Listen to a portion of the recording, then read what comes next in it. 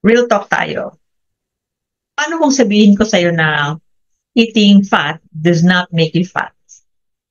Number one. And number two, calories don't matter when it comes to weight loss. And number three, hindi totoo yung sinasabi na eat less, move more. Nagulat ka, no? Eh kung di fat or taba sa pagkain at sobrang calories ang nakakapagpataba sa ating katawan, eh ano, makinig kang mabuti. Dahil kung hindi mo ito alam, mahihirapan kang magpapaya. Saan nanggagaling ang sobrang taba sa katawan? Paano to nabubuo? Ang katawan natin ay may tinatawag na insulin hormones na nakastore sa ating pancreas. Every time nakakain ka, ang nutrients sa pagkain mo ay dadaan sa ating tiyan para i-break down into nutrients na ma-absorb sa bloodstream. Kasama sa nutrient na yon ang glucose, isang klase ng simple sugar. Ang glucose na ito ay i-absorb ng bituka at pagkatapos ay diretso sa bloodstream.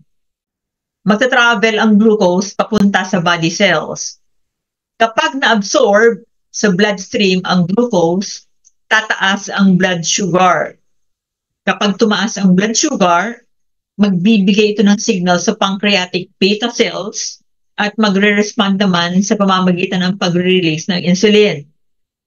Ang trabaho ng insulin ay paratingin ang glucose sa mga tissues gaya ng atay, muscle, adipose tissue o taba sa katawan.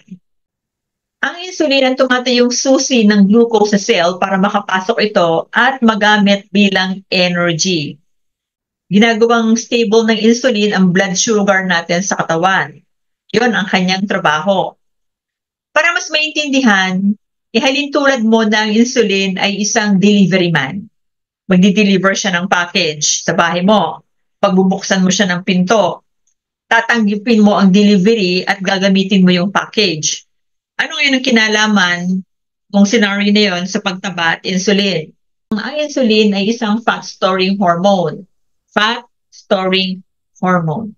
Kapag ang blood glucose ay laging mataas, bunga ng pagkain ng glucose spiking foods na makikita sa carbohydrates, umibigat ang trabaho ng insulin sa dami ng glucose na kailangan niyang i-deliver sa mga cells. Balik tayo sa delivery man. Kapag maya't maya nakatok sa yung delivery man sa pinto mo para mag-deliver ng package, pero wala ka namang order, ang gagawin mo, maiirita ka pag sasaraduhan mo na lang siya ng pinto. So, ganun din sa katawan mo. Kapag maya't maya, ang kain mo ng pagkain na mataas sa glucose, tatanggihan na ng cell mo si insulin. At kahit na siya pumatok, sasabihin niya sa iyo, wala naman akong pangailangan sa iyo. Bakit may delivery ka na naman na glucose sa akin? Hindi pa kita kailangan. Go away. So, anong gagawin ng insulin sa glucose o asukal mo para hindi ito manatili sa bloodstream? Kasi ang trabaho nga niya ay mag-regulate ng blood sugar sa katawan mo. Iko-convert niya ito at i-store bilang taba. Okay. Now, the reason that we call insulin the fat storage hormone is that when your insulin levels are elevated, the body can store more fat. And that's why if you are eating a high glycemic diet and chronically eating foods that break down really quickly into sugar, your body can overproduce insulin in response to high blood sugar. And when insulin levels are chronically elevated, your body will start to store more fat. So, ganun nabubuo yung taba sa internal organs mo at saka sa katawan mo. Dahil ang trabaho nito ay mag-regulate nga ng glucose sa bloodstream, kailangan niyang gumawa ng paraan para ibaba ito. Kahit hindi tanggapin ng tissues mo at ang paraan niya lang na alam ay fat storage. Gano'n ka ba kalimit kumain maghapon? Sigurado ako mga 3 hanggang 5, minsan 6 kasi may midnight snack. At sa bawat pagkain mo, aling macronutrients ang marami? Fats, protein, or carbohydrate.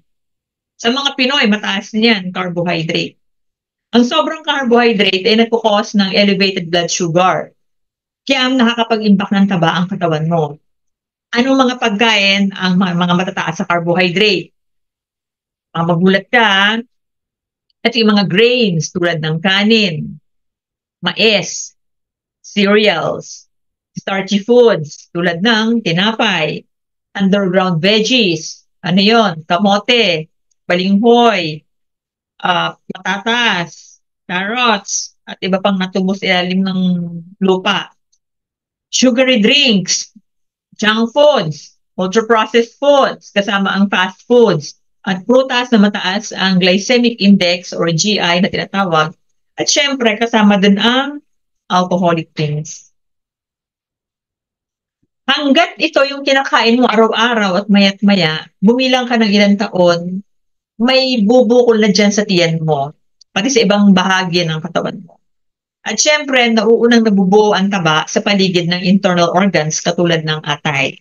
Kaya may mga tao minsan na kala mo papayat-payat tingnan sa labas, pero sa tunay, fatty liver. Kasi dun siya unang nag-accumulate. And kahit anong gawin mong exercise and you will keep eating the same food, it's useless. Hindi ka papayat. Pumayat ka man, temporary lang, magre-rebound ulit. Pangalawa, calories in, calories out. Sabi nila, kailangan mo daw bilangin ang calories mo para ikaw ay manatiling payat. Hindi lahat ng calories na galing sa pagkain ay created equal. Halimbawa, ang 200 grams na ground beef ay may 552 calories. Ang isang cup ng cooked white rice ay 200 grams din ay may 200 calories. So, ibig sabihin nun, mas mataas ang calories ng ground beef kaysa kanin, di ba? 552 to 200. Ang ground beef, ang kaibahan, zero carb, wala yung glucose. Kaya pag kinain mo, wala kang spike ng blood sugar kung yun lang ang kakainin mo. Pero ang white rice ay 200 calories. Pero may 43 grams na net carbs. Kumpara mo sa ground beef na zero carbs. So ano ang katumbas ng 43 grams na net carbs? Ito ay katumbas ng 9 to 10 teaspoon na asukal. Kaya sa dalawang pagkain, ang kanin ang magpapataba sa'yo, hindi karne, kahit mas mataas ang calories ng karne. So yun yung sinasabi ko na not all calories are created equal. So between calories and macros, macros matters more than calories. Let's be real here. Kaya mo magbilang ng calories every time nakakain ka. Ako hindi ko kaya, matrabaho yun. Can you imagine, bago ka kumain, magko-compute ka pa ng calorie. Another thing, hindi nagbibilang ng calories ang tao noong unang panahon. Pero walang mataba nun, halos. Di ba? Konti lang yung case ng obese at overweight nun. Dito na lang nauso yung salitang yan nung nagsitaba na ang mga tao. At yung salitang calories ay mas naging overrated. Paano yung eat less, move more? Kailangan daw, konti lang yung kainin mo, tapos gumalaw ka ng gumalaw, katulad ng pag-i-ehersisyo. So weight loss, it's not about how much you eat, but what do you eat and how often do you eat? Ano ang kinakain mo at gaano ka kalimit o kadalas kumain? Hindi yung kung gaano kakakaunti lang yung kinakain. Hindi yung ibig sabihin na eat less, kakapirangot lang ang kainin mo, tapos exercise, galaw-galaw ka ng marami. Kung halimbawa mag-exercise ka, tapos wala ka namang energy na galing sa pagkain, paano ka gagalaw nun? Saan mo kukunin yung fuel mo nun? Sapat ba yung fuel na ipinasok mo base doon sa iginalaw mo? Ngayon, pagka ganon, maghihina at mangangatal ka pag ganon yung ginawa mo, na eat less, move more. Yung iba, nakikita ko na naka-skyflakes lang, tapos sasabihin, pag tinanong, na diet daw. So, ibig sabihin nun, mali yung intindi nila ng salitang diet. Pag sinabing diet para sa kanila, konti lang yung kainin mo. Well, ang tawag doon starvation. Ginugutom mo yung katawan mo, gutom mo yung cell mo, kaya wala kang energy. Tapos sasabihin sa'yo, gumalaw ka ng marami. Kalokohan yun. Yung eat less, hindi ibig sabihin bawasan mo ang pagkain mo. Kundi bawasan mo ang dalas ng pagkain. Kung dati kumakain ka ng 6 times, 5 times a day, paano mangyayari na gagawin mo lang siyang 3 or 2 times a day, walang merienda?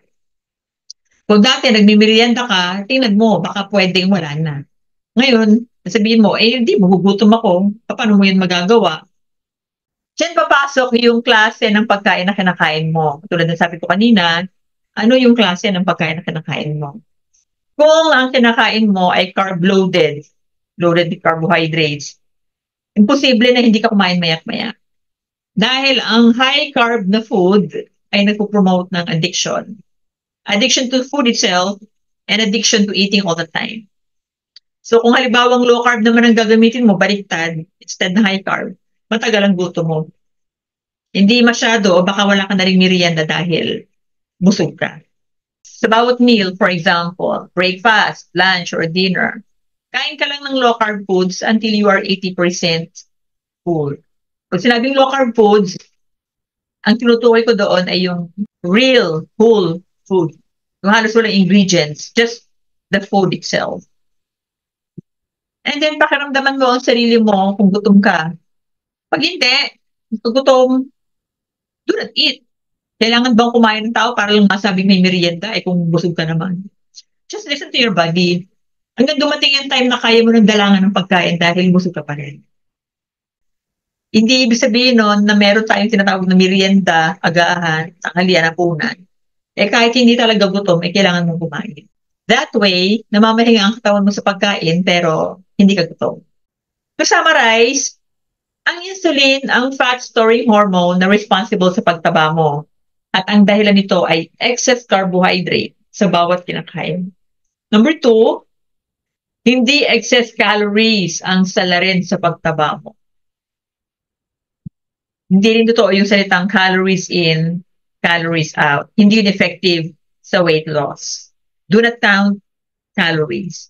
And number 3, mas importante ang dalang ng pagkain at klase ng pagkain, quality ng pagkain. Kesa konting pagkain kung sasaba ka sa weight loss journey. Sa susunod na mga videos, mas tatalakayin natin ng maigi ano ba yung iba pang mga pagkain sa low carb na pwede naming kainin para mag-lose kami ng weight na hindi kinakailangan mag-exercise. Hindi ko sinasabi mo mag-exercise, ang sinasabi ko lang ay pwede bang mag-lose ng weight kahit hindi mo na mag-exercise? Yes, you can. If you like my video, please give it a thumbs up. Pa-subscribe na rin and please hit the notification bell para wala kayong ma-miss na updates. And see you on my next videos. Bye-bye mga kapatid.